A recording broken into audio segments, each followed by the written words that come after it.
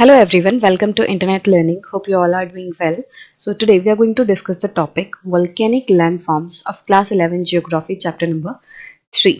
So अभी तक हम different types of volcanoes को discuss कर चुके हैं and अब बात करते हैं volcanic landforms की मतलब कि जब volcano एक तरीके से बनता है या फिर जब लावा इरप्ट होता है तो उसकी वजह से काफ़ी सारे अलग अलग तरीके के लैंडफॉर्म्स बनते हैं। हालांकि जो अभी तक हमने वॉल्केनो के टाइप्स डिस्कस किए वो भी जैसे अभी हमने बात की कि शील्ड वॉल्केनो होते हैं, कॉल्डेरा होते हैं, कंपोजिट वॉल्केनो होते हैं, एक तरीके से वो भी वॉल्केनिक लैंडफॉर्म्स हैं।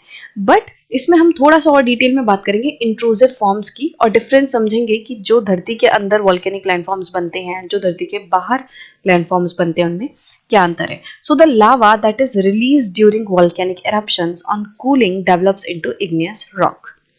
तो होता क्या है, जो लावा वॉल्केनिक eruption के टाइम पे ठंडा हो जाता है वो क्या बन जाता है, इग्नियस रॉक बन जाता है। तो देखो मैग्मा क्या होता है, हमने देखा था कि जब वॉल्केनो इरप्ट होता है तो इरप्ट होता कैसे है। हमने देखा अर्थ के अंदर काफी सारे लेयर्स हैं। तो एक लेयर है क्रस्ट एंड क्रस्ट या फिर लिथोस्फेरिक प्लेट्स। अभी मैं सिर्फ क्रस्ट बोलूंगी, बाकी आप कंफ्यूज नहीं होना क्योंकि जो लिथोस्फेयर है that is also solid, so it will be included in this only. ठीक है, तो क्रस्ट के नीचे क्या है, मैंटल, एंड मैंटल में एक लेयर है जिसे हम बोलते हैं एस्थेनोस्फेयर। एस्थेनोस्फेयर जो है वो सोर्स है किसका, वो मैग्मा का सोर्स है। मतलब कि एस्थेनोस्फेयर से मैग्मा जो है वो ऊपर की तरफ जाता है, क्रस्ट में जाता है। अब एस्थेनोस्फेयर क्या है, वो सेमी सॉलिड है, एक तरीके से फ्लूइड है। एस्थेनोस्फेयर बना कैसे, तो यहाँ पे जो रॉक है वो मोल्टन फॉर्म में है। एस्थेनोस्फेयर में बेसिकली क्या है, जो रॉक है, जो पत्थर वगैरह हैं वो पिघले हुए फॉर्म में है एंड इसीलिए यहाँ पे चीजें क्या है, थोड़ी फ्लूइड टाइप है।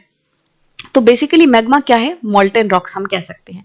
तो यहाँ से मैग्मा ऊपर जाएगा एंड जब ये मैग्मा जब ऊपर जाता है, धरती के सरफेस पे पहुंचता है, तो इसको हम क्या कहते हैं, लावा कहते हैं।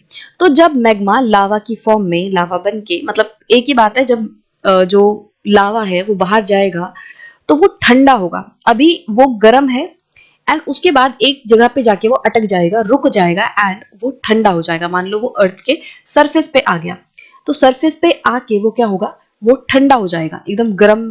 तो मैग्मा नहीं देखते आप, जैसे जो वॉल्केनो वगैरह है वो प्रॉपर सॉलिड स्ट्रक्चर हमें देखने मिलते हैं। तो जब लावा ठंडा हो जाता है तो वो रॉक बन जाता है, वो पत्थर बन जाता है, क्योंकि पिघला हुआ जो रॉक है उसे ही हम मैग्मा कह रहे हैं। वो वापस ठंडा होगा तो क्या हो जाएगा, रॉक ही बन जाएगा। तो लावा के ठंडे होने पर जो रॉक बनती है उसे हम क्या कहते हैं, इग्नियस रॉक। तो जब लावा ठंडा होता है वो इग्नियस रॉक्स बनती हैं। The cooling may take place either on reaching the surface और also while the lava is still in the crustal portion. अब ये देखो, जो लावा है वो दो जगह पे ठंडा हो सकता है।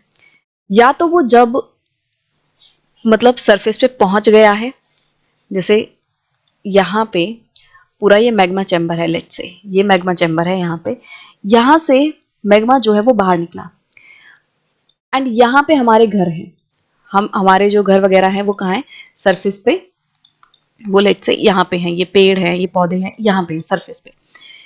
तो यहाँ से क्या होगा, जब ये मैग्मा बाहर आएगा तो दो तरीके से वो बाहर आ सकता है।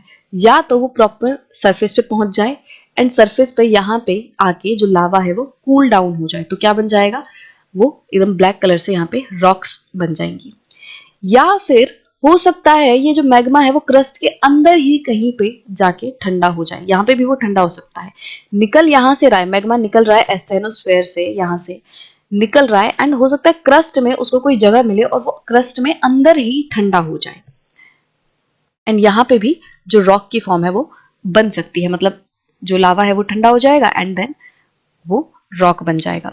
So depending on the location of the cooling of the lava, igneous rocks are classified as volcanic rocks cooling at the surface and plutonic rocks cooling in the crust। अब लावा कहाँ पे ठंडा हो रहा है, क्या वो क्रस्ट के अंदर ठंडा हो रहा है या ऊपर सरफेस पे ठंडा हो रहा है, इसके बेसिस पे इग्नियस रॉक को हमने दो कैटेगरीज में डिवाइड किया है। तो जब लावा सरफेस पे आके ठंडा होगा तो उसको हम क्या बोलेंगे, वोल्केनिक रॉक। मतलब कि जब लावा ठंडा हुआ सरफेस पे आके तो जो रॉक्स बनेंगी, जो इग्नियस रॉक बनेगी, वो किस टाइप की होगी? वो वॉल्केनिक रॉक होगी। ठीक है, इग्नियस रॉक का ही टाइप हो गया अब वॉल्केनिक रॉक। ठीक है, एंड अगर जो लावा है वो क्रस्ट के अंदर ही ठंडा होगा तो किस तरीके की जो रॉक है वो बनेगी? वो प्लूटोनिक रॉक्स होंगी। प्लूटोनिक रॉक्स मतलब कि ये इनसाइड द क्रस्ट हुआ है। ठीक है, एंड वॉल्केनिक रॉक मतलब ये ऑन द सरफेस ठंडा हुआ है लावा। The lava that cools within the crustal portions assumes different forms. These forms are called intrusive forms. अब देखो, जब हमने डिफरेंट टाइप ऑफ वॉल्केनोज पढ़े थे तो उसमें हमने देखा था कि बेसिकली क्या हो रहा है, लावा जो है वो धरती के सरफेस पे आ रहा है, बट सरफेस पे आके अलग अलग फॉर्म्स बना रहा है। कहीं पे शील्ड वॉल्केनो बन रहा है, कहीं पे कंपोजिट वॉल्केनो बन रहा है, कहीं पे कॉल्डेरा बन रहा है। मतलब कि जब लावा सरफेस पे जाएगा तो अलग अलग फॉर्म्स बना रहा है। सिमिलरली जब लावा जो है वो धरती के अंदर क्रस्ट में ही जब ठंडा होगा तो भी अलग अलग फॉर्म बनाएगा। मतलब कि जरूरी नहीं है ना कि क्रस्ट के अंदर अगर लावा कूल डाउन हो रहा है तो हर जगह सेम तरीके से ठंडा हो सकता है इस तरीके से वर्टिकली ठंडा हो सकता है इस तरीके से हॉरिजॉन्टली ठंडा हो। मतलब कि अलग अलग फॉर्म्स में लावा जो है वो क्रस्ट के अंदर भी डिफरेंट फॉर्म्स में कूल डाउन हो सकता है। तो अब जो प्लूटोनिक रॉक्स हैं उनमें किस तरीके की फॉर्म बन रही है उसको हम क्या बोलेंगे? Intrusive form. की धरती के अंदर लावा ठंडा हो रहा है एंड किस शेप में हो रहा है, किस तरीके से हो रहा है, उसको हम बोलेंगे इंट्रूसिव फॉर्म। तो अलग अलग तरीके की इंट्रूसिव फॉर्म्स हमें देखने मिलती हैं। मतलब जो क्रस्ट के अंदर ये लावा ठंडा होगा तो वो अलग अलग फॉर्म्स में होगा। तो यहाँ पे फिगर 3.4 दिया हुआ है, इसमें काफी सारे intrusive forms and even extrusive forms जो है वो दिखाए हुए हैं।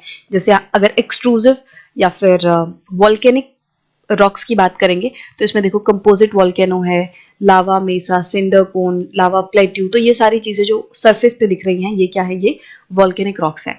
बट अगर आप धरती के अंदर देखोगे ये क्रस्ट में भी बहुत सारे अलग अलग तरीके के फॉर्म्स जो हैं बने हुए हैं। तो सेल्स, बाथोलिथ, लैकोलिथ, तो ये सारे क्या हैं? ये इंट्रूसिव फॉर्म्स हैं। मतलब कि लावा क्रस्ट के अंदर ही ठंडा हो चुका है। तो इनको अलग अलग तरीके से मतलब एक एक करके हम डिस्कस करते हैं इंट्रूसिव फॉर्म्स को। तो फर्स्ट इंट्रूसिव फॉर्म है बाथोलिथ्स। सो बाथोलिथ क्या है? A large body of magmatic material that cools in the deeper depth of crust develops in the form of large domes. तो बाथोलिथ जो है वो एक बहुत बड़े मैग्मा की बॉडी है। मतलब कि बहुत ज्यादा मात्रा में मैग्मा जो है वो इकट्ठा हो गया है एंड क्रस्ट के काफी डीप में जाके ठंडा हो गया है एंड लार्ज डोम्स बन रही हैं। मतलब जैसे अगर आप इस पिक्चर में देखोगे तो बाथोलिथ क्या है, जैसे यहाँ पे देखोगे एकदम नीचे क्रस्ट के काफी डीप में बहुत बड़ी मात्रा में मैग्मा जो है आके इकट्ठा हो गया है। तो अब मैग्मा जब एस्थेनोस्फेयर से बाहर आ गया तो अब हम उसे लावा बोलेंगे। तो लावा यहाँ पे इकट्ठा हो गया है एंड वो कुछ डोम शेप ले लेगा। जैसे अब क्रस्ट को थोड़ा बड़ा बनाते हैं, ये क्रस्ट है लेट्स से एंड इसके नीचे मेंटल है जहां से लावा निकल रहा है, एस्थेनोस्फेयर आप समझ सकते हो। तो यहां से ये पूरा मेंटल है एंड ये क्रस्ट। अब ऊपर क्रस्ट में क्या होगा कि जैसे यहां से मैग्मा जो है वो निकला, ये पूरा फ्लूइड ही है, यहाँ पे एस्थेनोस्फेयर है। तो यहां पे क्या होगा, यहां से मैग्मा जाएगा ऊपर।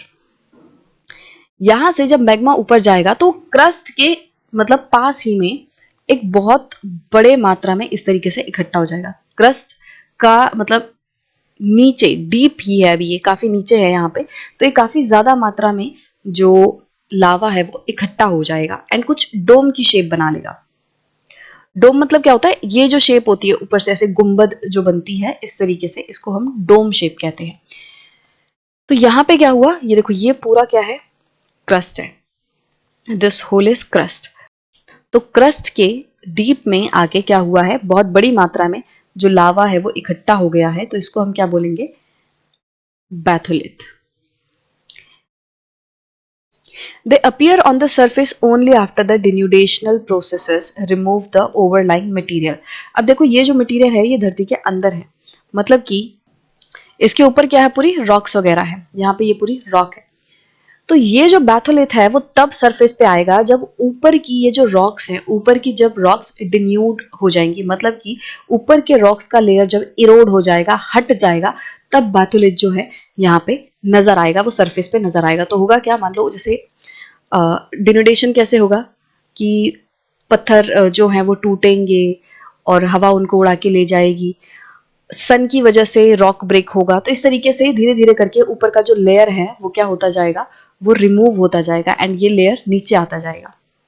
एंड एक टाइम ऐसा आएगा, और ये एक दिन में होगा नहीं, करोड़ों लाखों करोड़ों साल में धीरे धीरे करके जो लेयर है वो नीचे आता जाएगा, ऊपर का लेयर इरोड होता जाएगा, हटता जाएगा। एंड एक टाइम ऐसा आएगा जब ये जो सरफेस है वो दिखने लगेगा, मतलब कि जो बैथोलिथ है वो इस तरीके से सरफेस पे नजर आ जाएगा। तो यहाँ पे अब ये ऊपर का जो लेयर था, अगर मैं डॉटेड लाइन से बनाऊं तो ऊपर का जो लेयर है अब वो डिन्यूड हो गया है, वो रिमूव हो गया है एंड अब बैथोलिथ जो है वो सरफेस पे नजर आने लगा है। तो बैथोलिथ सरफेस पे तब नजर आएगा जब ऊपर का लेयर डिन्यूड हो जाएगा, वो रिमूव हो जाएगा। They cover large areas and at times assume depth that may be several kilometer। तो बैथोलिथ जो है वो बहुत ज्यादा बड़े एरिया में होते हैं, जैसा आप इस पिक्चर में भी देख सकते हो कि ये पूरा जो है वो बैथोलिथ है। This whole is batholith and इनकी जो डेप्थ है, जो इनकी गहराई है, वो काफी ज्यादा किलोमीटर्स की भी हो सकती है। कई किलोमीटर गहरे बैथोलिथ हो सकते हैं। दीज आर ग्रेनाइटिक बॉडीज, मतलब कि ये जो बैथोलिथ है वो जिस तरीके की रॉक होती है वो ग्रेनाइट रॉक होती है एक तरीके से। जैसे अलग अलग पत्थर होते हैं, ग्रेनाइट है, बसाल्टिक रॉक्स होती है। तो ये जो रॉक है वो ग्रेनाइटिक बॉडीज होती हैं, बैथोलिथ जो है। And batholiths are the cooled portion of magma chambers. तो बैथोलिथ एक तरीके से हम कह सकते हैं जब मैग्मा चैम्बर्स कूल हो जाते हैं, ठंडे हो जाते हैं, तो उसको हम क्या कहते हैं, बैथोलिथ कहते हैं। जैसे यहाँ पे देखो, अगर वापस से क्रस्ट पूरी बनाऊं मैं, तो ये ऊपर का पूरा क्रिस्टल पोर्शन था एंड यहाँ पे नीचे क्या है, नीचे मैग्मा यहाँ से निकल रहा है। ये वाला जो इसके नीचे ये वाला पूरा, ये पूरा यहाँ से मैग्मा निकल रहा है ऊपर की तरफ। अब मैग्मा यहाँ पे ऐसी कोई रियल बाउंड्री नहीं है, क्रस्ट एंड मेंटल इन सब के बीच में रियल बाउंड्री नहीं है। तो ये मतलब एक तरीके से एग्जैक्ट किसी ने लाइन नहीं खींची हुई। तो यहाँ पे क्या होगा, जब ये मैग्मा थोड़ा सा ऊपर आएगा एंड क्रस्ट के जो नीचे वाला हिस्सा है उसमें जम जाएगा, तो हम कह सकते हैं जो मैग्मा चैम्बर है वो सॉलिडिफाई हो चुका है। तो बैथोलिथ एक तरीके से एक ऐसी बॉडी हम कह सकते हैं, एक ऐसी इंट्रूसिव फॉर्म कह सकते हैं जिसमें मैग्मा चैम्बर जो है वो ठंडा हो जाता है। क्योंकि ऐसा मान लो ये एक दिन में तो ठंडा होगा नहीं, धीरे से, मतलब ये जो नीचे का एस्थेनोस्फेयर है, इधर से मैग्मा ऊपर आया क्रस्ट में और इतने बड़े एरिया में फैल गया एंड इधर से थोड़ा थोड़ा करके ऊपर जो है वो मैग्मा जाएगा एंड यहाँ पे वो वॉल्केनिक फॉर्म्स जो है बना देगा। अब यहाँ पे देखो, ये इस वॉल्केनो के लिए, ये जो वॉल्केनो बन रहा है इसके लिए मैग्मा चैम्बर, ये नीचे का बैथोलिथ ही है, ये पूरा मैग्मा का सोर्स है यहाँ से। बट करोड़ों साल बाद क्या होगा, जब धीरे धीरे करके ये बैथोलिथ ठंडा होने लगेगा, मतलब कि ये मैग्मा चैम्बर ठंडा होने लगेगा, तो इसको हम क्या कह देंगे, बैथोलिथ। नेक्स्ट इंट्रूसिव फॉर्म है लैकोलिथ्स। These are large dome-shaped intrusive bodies with a level base and connected by a pipe-like conduit from below। तो ये क्या है, ये भी लार्ज डोम शेप बॉडीज हैं, बट ये बैथोलिथ से थोड़े छोटे होते हैं। जैसे आप देखोगे यहाँ पे बैथोलिथ है एंड बैथोलिथ से ही एक कंडुइट, कंडुइट मतलब पाइप की तरह एक स्ट्रक्चर है, पाइप के फॉर्म में जो लावा है वो ऊपर जा रहा है एंड यहाँ पे लैकोलिथ बन रही हैं। तो ये भी डोम शेप्ड है, बट कंपेयर करोगे इसे बैथोलिथ से तो बैथोलिथ से काफी ज्यादा छोटे होते हैं लैकोलिथ। एंड इसका लेवल बेस होता है, मतलब कि नीचे का ये जो बेस है ये लेवल है, इसका मतलब स्ट्रेट है, एकदम सीधा है, अनइवन नहीं है। तो इस तरीके से बेस जो है वो सीधा होगा एंड ऊपर की शेप इस तरीके से डोम शेप्ड होगी।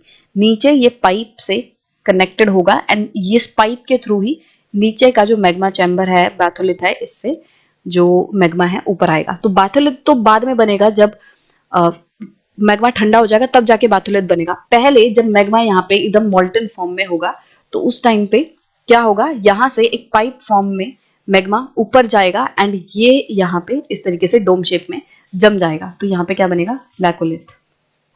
It resembles the surface volcanic domes of composite volcano. Only these are located at deeper depth.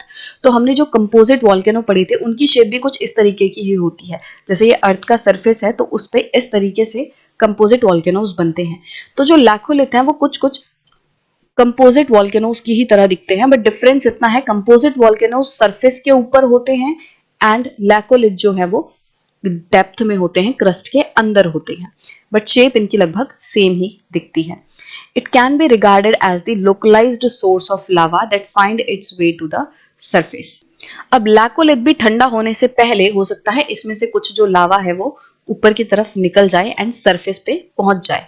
ठीक है, तो ये भी एक लोकल सोर्स हो सकता है लावा का. लोकल सोर्स क्यों कह रहे हैं? क्योंकि मेन सोर्स नहीं है, मेन सोर्स नीचे है, नीचे जो मैग्मा चैम्बर है वो मेन सोर्स है, बट यहाँ पे क्या हुआ, ऊपर लैकोलिथ में मैग्मा आके जमा हो गया एंड हो सकता है इधर से भी ऊपर थोड़ा बहुत लावा जो है वो निकल जाए. राइट, तो इसीलिए इसको हम लोकलाइज्ड सोर्स ऑफ लावा कह सकते हैं, बट बाद में जब ठंडा हो जाएगा तो इस तरीके से शेप जो है बन जाएगी. एंड लैकोलिथ भी जब ऊपर की रॉक्स, जब ऊपर की ये जो रॉक है, जब ऊपर की रॉक डिन्यूड हो जाएंगी तो करोड़ों साल बाद क्या होगा, लैकोलिथ भी सरफेस पे दिखने लगेंगे. The Karnataka plateau is spotted with domal hills of granite rocks. तो जैसे एग्जाम्पल के तौर पे जो कर्नाटका प्लेट्यू है उसमें भी काफी सारे डोमल हिल्स हैं. जैसे ये पूरा प्लेट्यू है, लेट से ये पूरा प्लेट्यू है, बस प्लेट्यू पे भी कुछ इस तरीके से डोमन हिल्स जो है नजर आती हैं डोम की शेप में. तो ये क्या है, ये एग्जाम्पल्स हैं लैकोलिथ्स और बैथोलिथ्स का. मतलब कि जो डोमल हिल्स, मतलब डोम की शेप में जो हिल्स नजर आते हैं जो कि ग्रेनाइट रॉक के हैं, ये क्या है, ज्यादातर आजकल एक्सफोलिएट हो गए हैं, मतलब कि एक तरीके से इरोड हो चुके हैं, बट ये एग्जाम्पल हैं लैकोलिथ एंड बैथोलिथ के, क्योंकि कभी करोड़ों साल पहले इनके ऊपर रॉक रहा करती होगी. मतलब कि आज हमें कर्नाटका प्लेट्यू पे इस तरीके से जो शेप्स दिख रही हैं वो कभी धरती के काफी अंदर हुआ करते होंगे. तो ओरिजिनली ये क्या थे, ये लैकोलिथ या फिर बैथोलिथ थे, बट धीरे धीरे करके क्या हुआ, ऊपर का जो लेयर है वो हट गया एंड ये जो ऊपर का लेयर है वो हट गया एंड ये जो लैकोलिथ एंड बैथोलिथ है अब वो इस तरीके से डोमल शेप में छोटे छोटे हिल्स की तरह नजर आते हैं. तो लैकोलिथ क्या होते हैं, अगर हम इस वाले डायग्राम में देखें तो यहाँ बैथोलिथ से या नीचे का जो मैग्मा चैम्बर है उससे पाइप की फॉर्म में, पाइप के जैसी शेप में जो मैग्मा है, जो लावा है वो ऊपर जाएगा एंड यहाँ पे एक लेवल फॉर्म, लेवल बेस बना के डोम की शेप बना लेगा. ठीक है, इस तरीके से नीचे का जो बेस है वो स्ट्रेट है, ऊपर डोम की शेप है, तो ये क्या बन गया, laccolith. Now the next topic of intrusive form is lopolith, phacolith and sills. So as and when the lava moves upwards, a portion of the same may tend to move in a horizontal directions wherever it finds a weak plane. अब देखो जब लावा ऊपर जाएगा तो let's say लावा जो है वो यहां से निकल के ऊपर गया,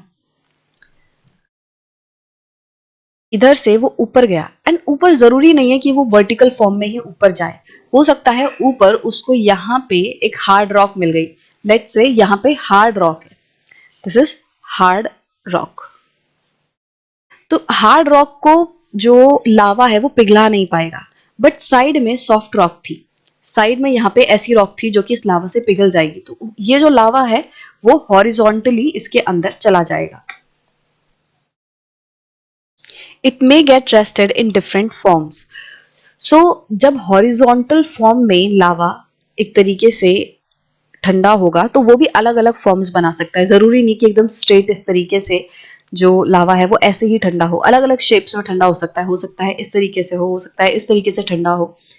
तो मतलब कि ये जो टॉपिक है वो हॉरिजॉन्टल फॉर्म्स जो हैं उनको डिस्कस कर रहा है.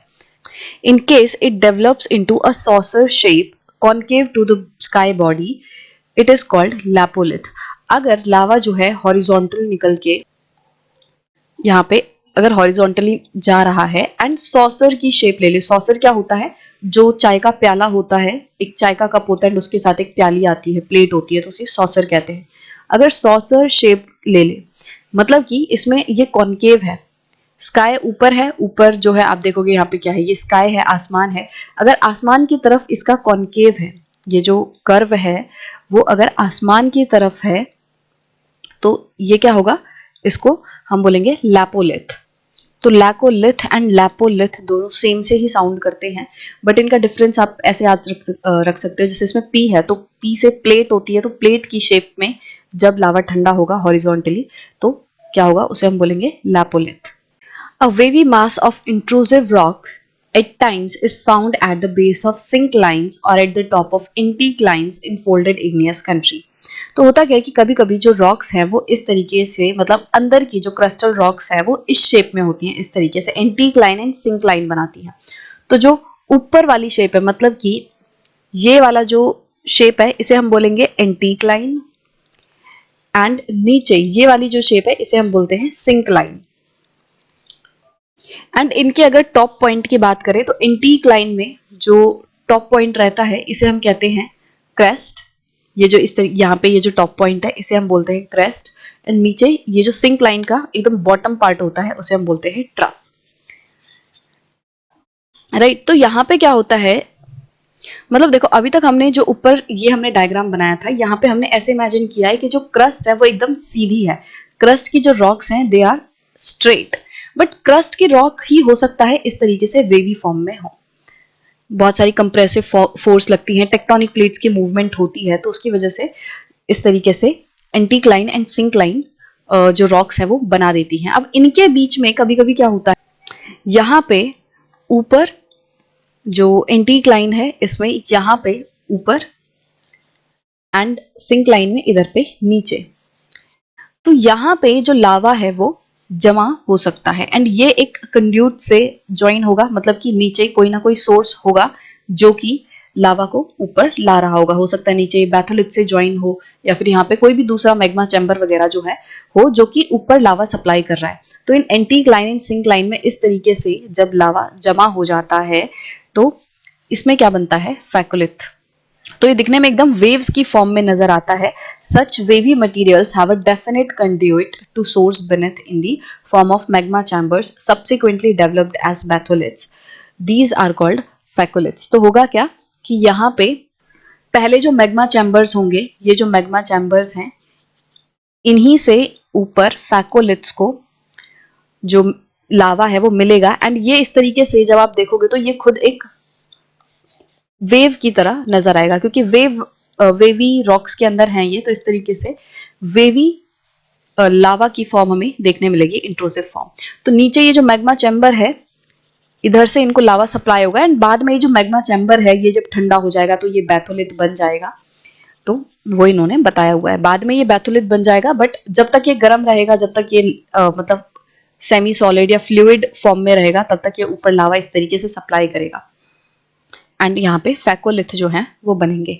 The near horizontal bodies of intrusive igneous rocks are called sill और sheet. Depending on the thickness of the material, the thinner ones are called sheets, while the thick horizontal deposits are called sills. अब near horizontal bodies मतलब कि crust के top में जो होंगे, यहाँ पे क्या हुआ, ये हमने बनाया लैपोलिथ, एंड यहाँ पे साइड में इस तरीके से वेवी मटेरियल, ये हो गया फैकोलिथ। एंड हो सकता है कि ऊपर जब ये लावा जाएगा तो एकदम स्ट्रेट फॉर्म में ठंडा हो जाए, इस तरीके से स्ट्रेट फॉर्म में ठंडा हो जाए। तो जब ये स्ट्रेट फॉर्म में ठंडा होगा तो इसको हम क्या बोलेंगे, सिल्स या शीट। अब सिल्स कब बोलेंगे एंड शीट कब बोलेंगे, जब ये जो मटेरियल है एकदम हॉरिजॉन्टली स्ट्रेट लाइन में ठंडा हुआ है, जब इसकी थिकनेस थोड़ी ज्यादा होगी तो हम इसको बोलेंगे सिल्स। अगर थिकनेस थोड़ी ज्यादा है, चलो एक तरफ सिल्स बना देते हैं, तो लेट्स से ये हॉरिजॉन्टली जो है वो ठंडा हुआ है, तो ये क्या है, ये थिकनेस में थोड़ा मोटा है, इसकी थिकनेस थोड़ी ज्यादा है, तो ये क्या है, सिल्स। एंड अगर थिकनेस बहुत कम होगी, स्ट्रेट एकदम ठंडा हुआ है बट थिकनेस कम है, तो इसको हम क्या बोलेंगे, sheet. Now the next intrusive form is dykes. So when the lava makes its way through cracks and fissures developed in the land, it solidifies almost perpendicular to the ground. तो जो लावा है वो हमने देखा कि वो हॉरिजॉन्टल ठंडा हो सकता है, वो लैकोलिथ बैथोलिथ सब बना सकता है। अब लावा जो है वो इस तरीके से वर्टिकली भी तो ठंडा हो सकता है। तो मान लो यहाँ क्रस्ट में कुछ, ये जो जमीन है इसमें कुछ क्रैक्स हैं, इस तरीके से क्रैक्स हैं, फिशर्स हैं, तो इनमें जो लावा है वो चला जाएगा। जो लावा है वो इस तरीके से, लेट्स से वो यहाँ से ऊपर जा रहा है। अब ये जब एकदम, अगर आप इसको ग्राउंड से देखोगे तो ग्राउंड से ये परपेंडिकुलर 90 डिग्री बना रहा है। तो मतलब कि जब ग्राउंड के परपेंडिकुलर होकर लावा जो है वो ठंडा हो जाता है, तो जो शेप बनती है, जो लैंडफॉर्म बनता है, इंट्रूसिव फॉर्म बनता है, उसको हम क्या कहते हैं? डाइक्स। यहाँ पे क्या हो रहा है? वो एकदम परपेंडिकुलर फॉर्म में, एकदम स्ट्रेट इस तरीके से कुछ फॉर्म्स जो हैं बन रही हैं, एंड इनको हम क्या बोलेंगे? डाइक्स। तो they are perpendicular to the ground, मतलब वर्टिकली लावा ठंडा हो रहा है। कैसे ठंडा हो रहा है? क्रैक्स वगैरह हैं, फिशर्स हैं। फिशर्स एक तरीके से क्रैक्स ही होते हैं, तो उनमें लावा जो है वो घुस जाएगा, ठंडा हो जाएगा, तो डाइक्स बनेंगे। तो आप इसमें देख सकते हो, यहाँ पे ये देखो, ये ऑलमोस्ट इस तरीके से वर्टिकल है, तो ये डाइक है। यहाँ पे ये सिल्स हैं, थोड़े जो थिक हॉरिजॉन्टल लावा अगर ठंडा होगा तो सिल्स बनाएगा, राइट। इन यहाँ पे ये लैकोलिथ है, डोम शेप्ड एंड नीचे से स्ट्रेट है, कनेक्टेड विद अ कंडुइट। नीचे बैथोलिथ है। तो आप इस तरीके से देख सकते हो। इसमें और भी काफी सारे जो इंट्रूसिव फॉर्म है उनको डिस्कस किया है, बट वो क्योंकि आपकी बुक में नहीं है मेंशन, तो बहुत ज्यादा जरूरी नहीं है अभी डिस्कस करने के लिए। बाकी इमेज में एक बार आप देख ही सकते हो, आपको समझ ही आ जाएगा। जैसे ये डायाट्रीम है, एकदम स्ट्रेट पाइप की तरह सब कुछ दिख रहा है, तो ऊपर से नीचे तक। तो अगर एकदम स्ट्रेट ऊपर से लेके नीचे तक सब कुछ ठंडा होगा तो ये डायाट्रीम बनेगा। बाकी इस तरीके से आप इस पिक्चर को एक बार देख सकते हो। तो अगर अभी तक हमने जो भी इंट्रूसिव फॉर्म्स डिस्कस किए, सबको अगर डिस्कस करें, तो सबसे पहले जो वॉल्केनिक लैंडफॉर्म्स हैं वो दो तरीके से हो सकते हैं कि लावा सरफेस पे आके भी ठंडा हो सकता है एंड क्रस्ट के अंदर भी ठंडा हो सकता है। जब वो सरफेस पे आके ठंडा होगा तो उसको हम बोलेंगे वॉल्केनिक रॉक्स, एंड जब क्रस्ट के अंदर ही लावा ठंडा हो जाएगा तो उसको हम बोलेंगे प्लूटोनिक रॉक्स। अब जब प्लूटोनिक रॉक्स हैं वो अलग अलग फॉर्म्स की हो सकती हैं, जिसको हम बोलेंगे इंट्रूसिव फॉर्म्स, की धरती के अंदर ही अलग अलग रॉक्स या फॉर्म्स जो है वो बन रही हैं। तो सबसे पहला इंट्रूसिव फॉर्म जो है वो है बैथोलिथ। बैथोलिथ जो है ये बहुत बड़ी बड़ी बॉडीज होती हैं मैग्मा की। तो एक तरीके से ये डायरेक्टली नीचे एस्थेनोस्फेयर से कनेक्ट होते हैं, एंड काफी बड़े एरिया में बैथोलिथ जो है वो फैले हुए होते हैं। तो डोम शेप्ड इस तरीके से होते हैं, काफी बड़े एरिया में ये फैले होते हैं। इनकी जो डेप्थ है कुछ किलोमीटर तक हो सकती है। शुरू में हो सकता है ये मैग्मा चैम्बर ही हो, एंड मैग्मा चैम्बर बाद में जाके ठंडा हो जाता है, तो उसे हम बैथोलिथ कह सकते हैं। मतलब जरूरी नहीं है कि मैग्मा चैम्बर एग्जैक्टली हो सकता है नीचे एक और मैग्मा चैम्बर हो इसके काफी बड़ा, एंड यहाँ से निकल के एक और बड़ी बॉडी बन रही है, राइट। तो बैथोलिथ जो है बेसिकली बहुत बड़े बड़े लावा के लैंडफॉर्म्स होते हैं, मतलब जब लावा ठंडा हो जाता है। उसके बाद है लैकोलिथ। लैकोलिथ जो है एक तरीके से आप कह सकते हो बैथोलिथ का छोटा फॉर्म है या उसका मिनी वर्जन है, क्योंकि जो लैकोलिथ है वो भी डोम शेप में होते हैं। डिफरेंस क्या है? जो लैकोलिथ है वो नीचे से उसका जो बेस रहता है वो इवन रहता है, स्ट्रेट रहता है, एंड ये एक कंडुइट से, मतलब एक पाइप लाइक स्ट्रक्चर से कनेक्ट होते हैं। इस पाइप लाइक स्ट्रक्चर से इसको ऊपर लावा जो है सप्लाई होता है। तो नीचे हो सकता है बैथोलिथ है, नीचे हो सकता है मैग्मा चैम्बर है, तो यहाँ से ऊपर लावा जाता है, एंड इस तरीके से डोम शेड में लैकोलिथ जो है वो बन जाते हैं। उसके बाद है लैपोलिथ, फैकोलिथ एंड सिल्स। लैपोलिथ जो है वो हॉरिजॉन्टली जब सॉसर शेप में, इस तरीके से जो प्लेट होती है उसकी शेप में जब लावा ठंडा होता है हॉरिजॉन्टली, तो उसको हम लैपोलिथ कहते हैं।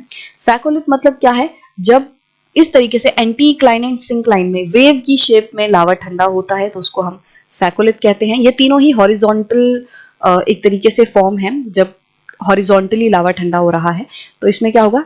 फैकोलिथ में वेव की शेड में लावा ठंडा होगा, एंड सिल्स जो हैं उसमें क्या होगा?